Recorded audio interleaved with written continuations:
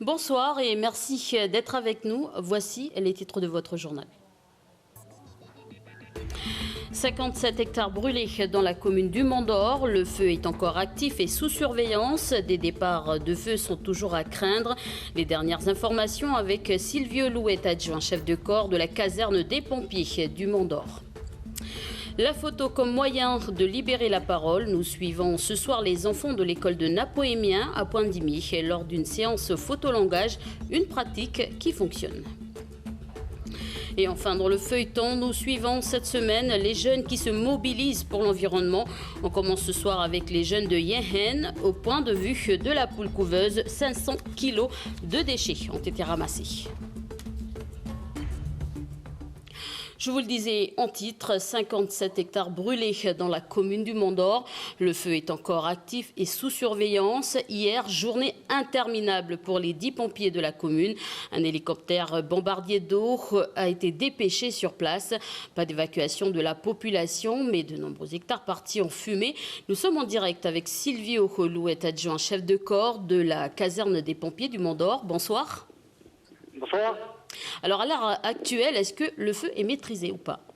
Je ne dirais pas maîtrisé parce qu'il y a encore quelques fumerolles sur les hauteurs du pic Malawi et sur la base au niveau de la carrière Audemars, il y a quelques reprises dans la journée qui se sont faites. Donc là pour le moment on est toujours sur le lieu, donc je dirais pas maîtrisé parce que j'ai peur que ça reparte avec le vent qui se lève un petit peu. Alors est-ce qu'on sait l'origine du feu? Pas du tout, non. Il y a une enquête qui est en cours au niveau de la gendarmerie et de la police municipale. Donc non, on n'a pas de l'origine du feu pour le moment. Alors quelles ont été les difficultés sur place? Est-ce que les lieux étaient faciles d'accès ou pas? Pas du tout. Justement, au niveau du pic Malawi, on n'a pas d'accès du tout avec les véhicules. Donc là, il n'y a que l'hélicoptère bombardier d'eau qui pouvait intervenir sur la zone. Et après, en contrebas, au niveau de la carrière Audemars, on a de faire ouvrir des routes où il y avait pas mal d'arbres qui étaient tombés en travers de la route pour avoir accès à la base du feu. Alors pour terminer cet entretien, qu'est-ce que vous avez envie de dire à la population ce soir? D'éviter d'allumer des feux parce que voilà, je pense que ça a dû démarrer d'un petit feu où on nettoyait un champ et tout ça, et puis ça n'a pas été, c'est resté sans surveillance, et puis du coup il y a 57 hectares qui sont partis en feu d'école. Merci d'avoir répondu à nos questions depuis la commune du Mont-d'Or. Il n'y a pas de souci, je vous remercie, au revoir. Et regardez maintenant la carte des feux. En jaune, les communes qui représentent un risque élevé. En orange, un risque très élevé comme à Vaud et à Coné. Et en vert, un risque faible, modéré. Donc soyez prudents, n'allumez pas de feu domestique en période de feu administrative. Cette information, le recensement qui devait se terminer aujourd'hui est prolongé sur certaines zones du pays. Annonce faite aujourd'hui par l'ISEE, l'Institut de la statistique et des études économiques. Le recensement se terminera définitivement le 14 octobre.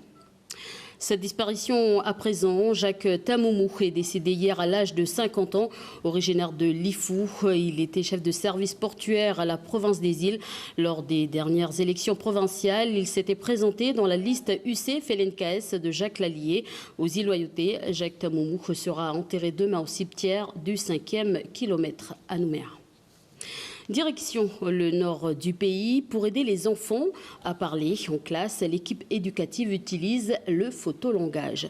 Souvenez-vous, en début d'année, nous avions suivi la formation des instituteurs. Aujourd'hui, place à la pratique avec les écoliers de l'école primaire et privée de la tribu de Napoémien à Pointe-Dimy. Une pratique qui marche. Un reportage d'Océane Zoubler et Dongdoui.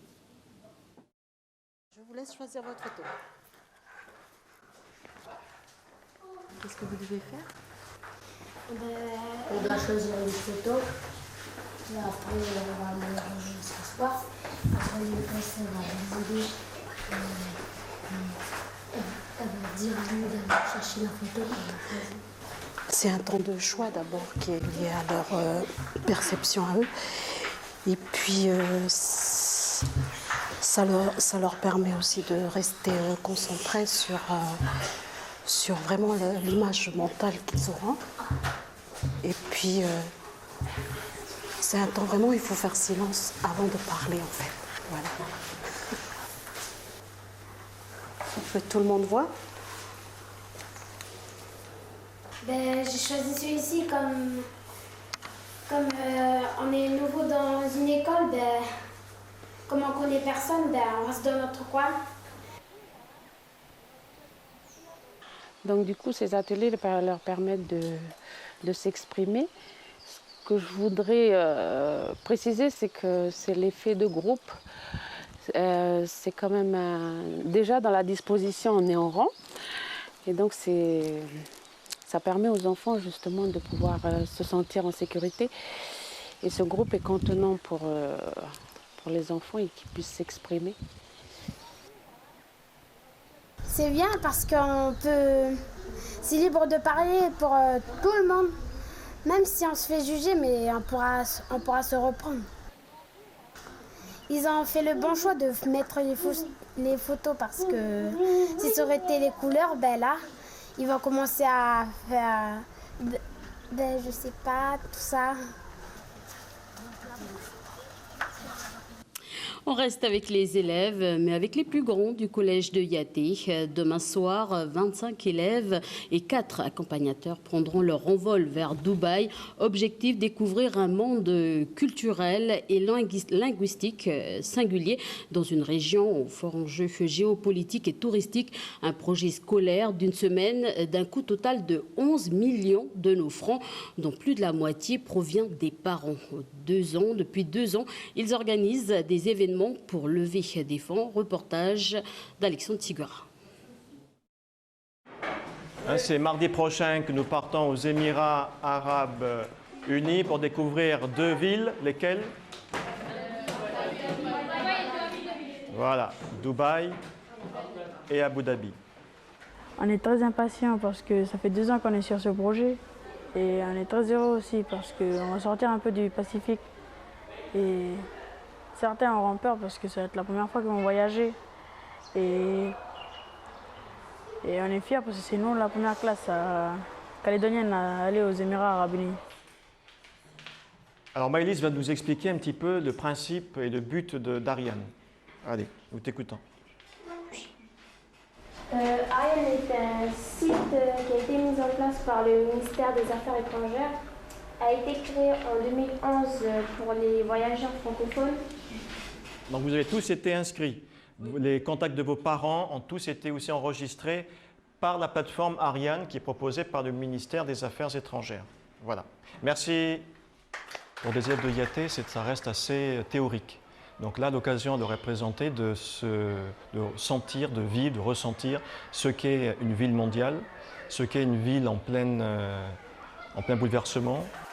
Un projet ambitieux également par la mobilisation des parents, parce que le budget représente 10 millions, c'est un enjeu considérable.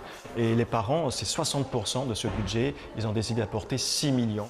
Le nom du projet Nokorebu, on a donné ce nom-là parce que les enfants, quand ils iront à Dubaï, ils reviendront de Dubaï, ils vont avoir plein la tête et plein les yeux. Ils auront beaucoup de choses à nous raconter. Je peux souhaiter aussi un bon voyage et une bonne découverte aussi. Merci. Ce matin, on a remis aux élèves la sacoche, leur billet, quoi. Donc ça fait chaud au cœur parce que ça fait 2 ans qu'on a, avec les professeurs, le personnel, tous les parents d'élèves, qu'on a préparé à contribuer à ce voyage. Et du coup, ce matin, même en remettant cette sacoche, on était émus parce que voilà, ils partent mardi. Et faites attention, surtout à vous tous les élèves, durant votre voyage à Dubaï. Et bon voyage à tout le monde. Merci. Ils étaient tous à nos réunions, à nos bingos, à nos tombolas. Les parents, ils étaient à fond dans notre voyage. Puis c'est eux, ils sont contents aussi de nous voir partir aussi. Puis sans eux, il n'y aurait pas le voyage. Voilà, bon voyage aux enfants. Passons à notre feuilleton de la semaine. Il est consacré aux jeunes qui se mobilisent pour l'environnement. Et ce soir, nous allons à la rencontre des internes du collège de Yingen. C'est au point de vue de la Poule Couveuse, lieu touristique très fréquenté, que nous nous sommes donné rendez-vous. Près de 500 kilos de déchets ont été ramassés. Aurélie Néautine.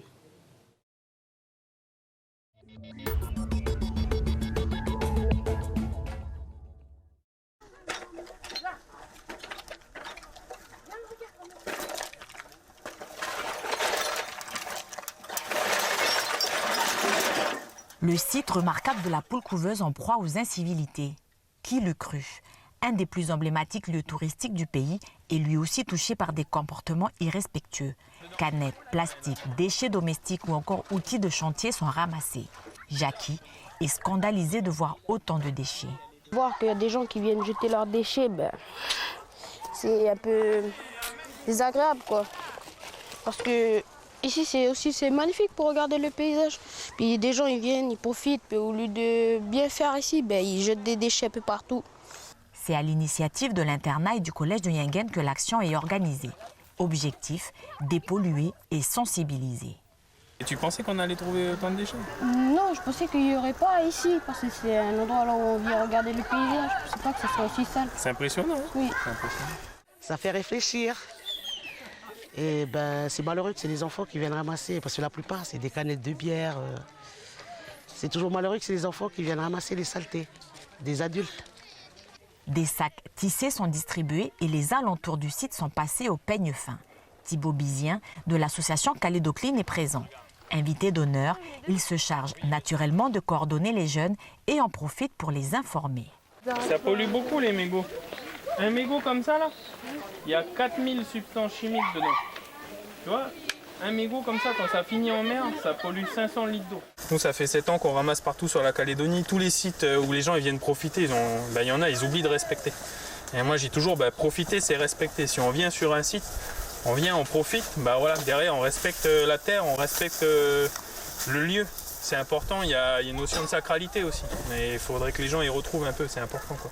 Une demi-tonne de détritus sont collectés en 2 heures. C'est beaucoup trop, 500 kilos de déchets dans la nature, t'imagines?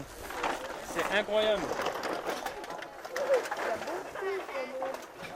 Pour les organisateurs, la réalité du terrain a dépassé ce qu'ils avaient pu imaginer. On s'est répartis en petites équipes et on a commencé vraiment sur le bordure des routes et puis plus on descendait en contrebas, dans les talus, dans les fossés, c'est là qu'on a vu qu'il y a des zones qui étaient vraiment polluées. C'est un site touristique, c'est un site magnifique pour nos enfants, pour tout le monde, pour la famille et puis ça nous touche. Après la collecte, un tri est organisé. Plus de la moitié des déchets récoltés sont recyclables. Verres, bouchons en plastique ou encore aluminium seront déposés par Calédocline aux entreprises spécialisées. Le reste des détritus sera traité au dépotoir communal. Voilà, et demain dans la suite du feuilleton, nous irons à la rencontre d'autres jeunes. Eux ont décidé d'apprendre des méthodes pour réduire les déchets au quotidien. Du sport, pour refermer ce journal, le lycée Jules Garnier, vainqueur de la régate des Touques ce dimanche sur le plan d'eau de Lansvata. Plus d'une vingtaine d'équipes ont participé. Alors comment les lycéens ont décroché ce titre? Réponse dans cet extrait.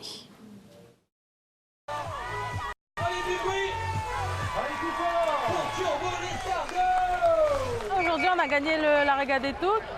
Alors, notre Touque s'appelle Turbo l'escargot. On est du lycée Jules Garnier. Et cette Touque, elle est composée de fûts et de pédalos et de vélos. On a battu le record, on a fait environ 15 minutes. Et voilà, on est tous contents, on est tous fiers. Voilà, des propos recueillis par Alexandre Sigura. Nous avons suivi également l'équipe de Bois-Panou de Calagomène lors de cette course. D'ailleurs, 2 du groupe seront nos invités, ainsi que les gagnants et le comité organisateur de notre émission. Bienvenue dans la bande, c'est après ce journal. Merci de nous avoir suivis. Après la météo à 19h20, le magazine Les Docs du week-end. Et enfin, à 20h20, Animal Academy. C'est la fin de cette édition. Merci de votre attention. Bonne soirée sur Calédonia.